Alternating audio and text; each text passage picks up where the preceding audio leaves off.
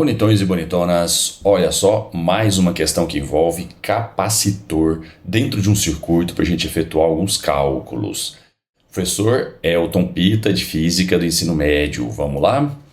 Estamos vendo aqui na figura que temos uma fonte de alimentação, uma bateria, um gerador elétrico, um resistor e um capacitor, desta vez em paralelo. Informações, tenho aqui a força eletromotriz e a resistência interna da bateria. Todas as informações. Capacitância e carga plena, veja só, totalmente carregado do capacitor. Temos as duas informações, então a gente já pode logo de cara aplicar a fórmula do capacitor. E a pergunta, veja só, valor da resistência R em ohms. Quer dizer, um exercício invertido. Em vez de nos fornecer a resistência e fazer uma pergunta sobre o capacitor, ele forneceu informações sobre o capacitor. Então a gente realmente vai ter que resolver aqui com a formulinha do capacitor a sua carga. Para quem esqueceu como que você relembra essa fórmula, assista ao vídeo anterior que eu trato justamente do processo de carregamento do capacitor.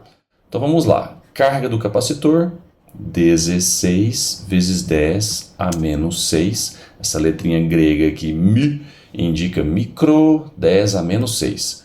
Capacitância, 2 microfarad.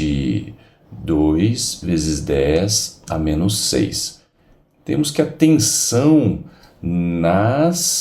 nos terminais do capacitor vai resultar 16 dividido por 2. Então a tensão nos terminais do capacitor é de 8 volts. Nesse momento convém, se você achar, conveniente, você nomear os terminais do capacitor. Eu tenho costume de nomear os terminais da bateria em A e B, B e A. Consequentemente, a gente vê aqui que não tem resistor, estende o nome do ponto. Não tem resistor, o ponto tem o mesmo nome. Então veja que o capacitor está entre os pontos A e B. Então a DDP entre os pontos A e B é de 8 volts. Veja que o resistor também está associado aos terminais A e B. São os terminais dele aí. Beleza? E agora, o que a gente faz sabendo dessa tensão nos terminais da bateria, do resistor, do capacitor? Depois que o capacitor está plenamente carregado, você pode simplesmente ignorar que ele está aqui no circuito e trabalhar o circuito resistor-bateria. Lembra disso? Depois que o capacitor está plenamente carregado. Vamos carregá-lo aqui. Veja que a placa maior da bateria é o polo positivo, a placa menor da bateria é o polo negativo, então a gente interpreta da seguinte maneira: um elétron sai da placa de cima do capacitor para percorrer a ramificação externa. Fica com falta de um elétron e aí aqui embaixo teremos o excesso de um elétron. Afinal, a presença de uma carga positiva induz a presença de uma carga de sinal oposto. Então o elétron dessa placa vai embora, aparece aqui um sinal negativo, falta de um elétron. Aparece embaixo um sinal negativo, excesso de um elétron. Esse processo de carga é muito rápido e depois que o capacitor está carregado, você pode ignorá-lo nesse circuito para resolver apenas o circuito bateria-resistor, que neste momento está assim.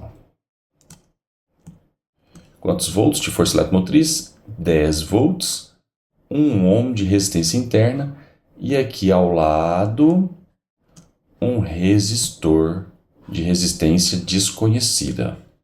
Resistência R, que é a interrogação.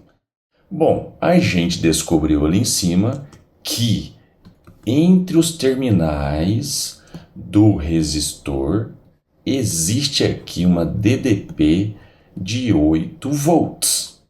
Entre os terminais que a gente chamou de A e B.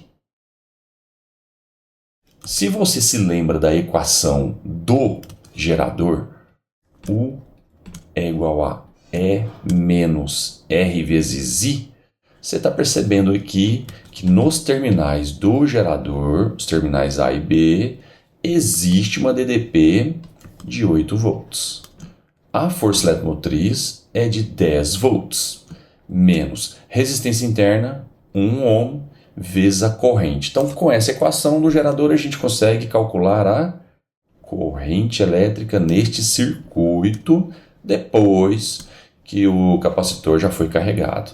Corrente elétrica igual a 2 ampere. O que você faz quando você acha corrente? Eu desenho. Eu vou lá no circuito, no polo positivo da bateria e mando ver essa corrente de 2 ampere. E principalmente eu desenho nos elementos que serão percorridos por essa corrente, 2 ampere.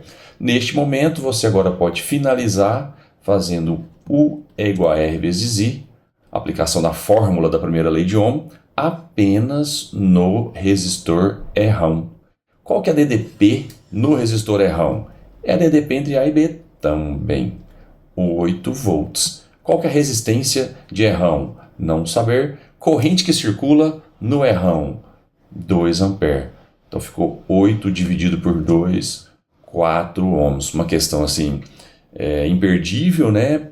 Para quem treinou questão de capacitor. Tenta refazer papel em branco aí. Tudo de bom. Tchau, beijos.